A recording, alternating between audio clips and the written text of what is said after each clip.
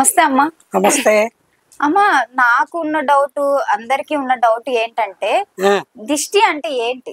దిష్టిలో ఎన్ని రకాలు ఉంటాయి? దిష్టి ఎట్లా తగిలిద్ది మనుషులకి? నిజంగానే దిష్టి తాకిద్దా మనుషులకి? సో దీని గురించి మాకు కొంచెం ఎక్స్ప్లెయిన్ చేస్తారా? తప్పకుండా. దృష్టి దృష్టి అంటే చూపు. ఆ చూపు తీవ్రంగా ఉంటే లేదా మనసులో అంటే లోపల మనిషి ఏమో ఆలోచిస్తున్నాడో బయటికి కనపడదు కదా. నమస్కారం అండి, బాగున్నారా? దీని అమ్మ ఇంత కాస్ట్లీ బట్టలు వేసుకొచ్చింది, కొనుక్కునే స్థానం ఉందా దీనికి, ఎవడిచ్చాడో, ఇలా లోపల తిట్టుకుంటూ అనుకుంటూ పైకి చాలా బాగుందండి మీ డ్రెస్సు అని అంటారు కొంతమంది. ఈ నగ ఎక్కడ కొన్నారు? ఆహా, సింగపూర్లో కొనుక్కున్నారా? చాలా బాగుంది ప్యాటర్ను. ఎంత అయింది? 12 లక్షలా? ఓ, అంత డబ్బు ఎక్కడిది? ఇలా లోపల అనుకుంటారు. అంటే చూపుతోటి తగిలిద్దంటారా, మాటలతోటి తగిలిద్దంటారా? వస్తున్నాను. మనసులో ఏదైతే భావన పెట్టుకొని పైకి వాళ్ళ దృష్టిని సారిస్తారో దట్ ఈస్ కాల్డ్ దృష్టి.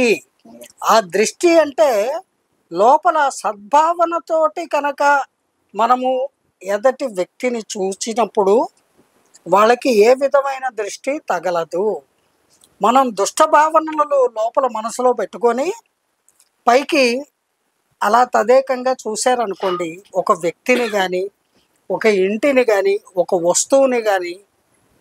ఇప్పుడు మీరు అంత ఖరీదైన నగని పెట్టుకుంటే నేను లోపల చెడు భావంతో చూశాను అనుకోండి, సేమ్ డే ఆ నగ దొంగతనం అయిపోతుంది, ఎక్కడో పోగొట్టుకుంటారు లేదా ఎక్కడో పెట్టి మర్చిపోతారు.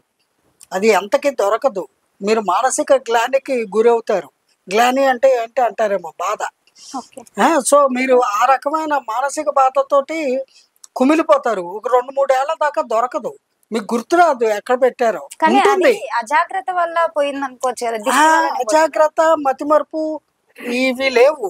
యువర్ యంగ్స్టర్, కానీ ఆ టైంకి అవన్నీ వస్తాయి.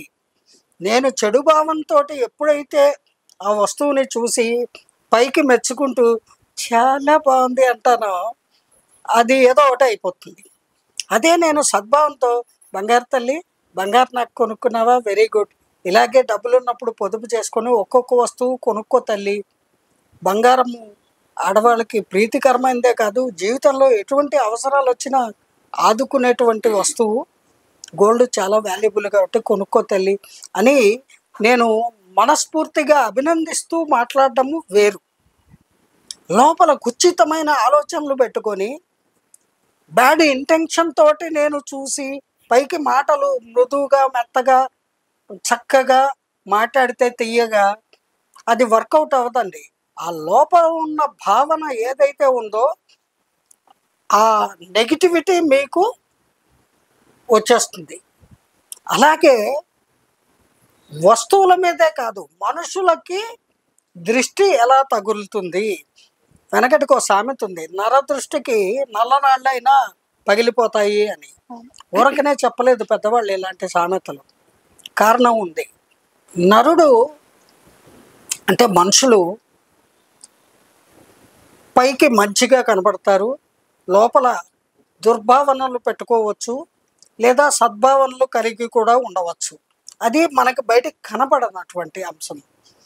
సో అటువంటి దృష్టితో ఎవరైనా చూసినప్పుడు ఎదుటి వ్యక్తికి ఆ నెగిటివ్ ఇంపాక్ట్ పాజిటివ్గా చూస్తే ఆ పాజిటివ్ ఇంపాక్ట్ ఖచ్చితంగా పాస్ ఆన్ అవుతాయి.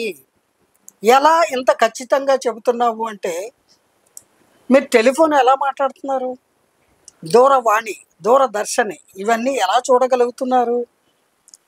గాలిలో తరంగాలు, వాటి ద్వారా మీకు ఎక్కడో ఇతర దేశాల నుంచి వీడియో కాల్స్ కూడా మనం చూస్తున్నాము, మాట్లాడుతున్నాము కదా. ఇవన్నీ ఈ టెక్నాలజీ అంతా ఎలా డెవలప్ అయింది? గాలిలో ఈ తరంగాల ద్వారా మనకి ఈ ధ్వనులు, ఈ దృశ్యాలు అలాగా ప్రయాణించి మన దాకా చేరుతున్నాయి. సో ఎన్ని రకాలు ఉంటాయి అంటారమ్మా వస్తున్నా తర్వాత ఇంకో ఎగ్జాంపుల్ కూడా చెప్తాను. కొన్ని కోట్ల, వేల కోట్ల, లక్షల కోట్ల కిలోమీటర్ల దూరంలో ఉన్న సూర్యకిరణాలు అక్కడి నుంచి భూమి మీదకి 8 సెకండ్స్లో వస్తున్నాయి అంటే ఎలా రాగలుగుతున్నాయి అంటే కాంతి వేగము అంత వేగంగా ఉంటుంది అనేది సైంటిస్టులు మనకి తెలియపరిచారు కదా. అలా ఈ ధ్వని తరంగాలు కూడా వస్తున్నాయి. ఇవన్నీ సైంటిఫిక్గా ప్రూవ్ అయిన అంశాలు. ఇది కూడా సైంటిఫిక్గా ప్రూవ్ అయిన అంశము. దృష్టి అనేటువంటిది ఉంటుంది. దాని యొక్క పవరు నెగిటివ్ పవరు లేదా పాజిటివ్ పవర్. మీరు పాజిటివ్గా స్పందిస్తే పాజిటివ్ పవర్, నెగిటివ్గా స్పందిస్తే నెగిటివ్ పవరు.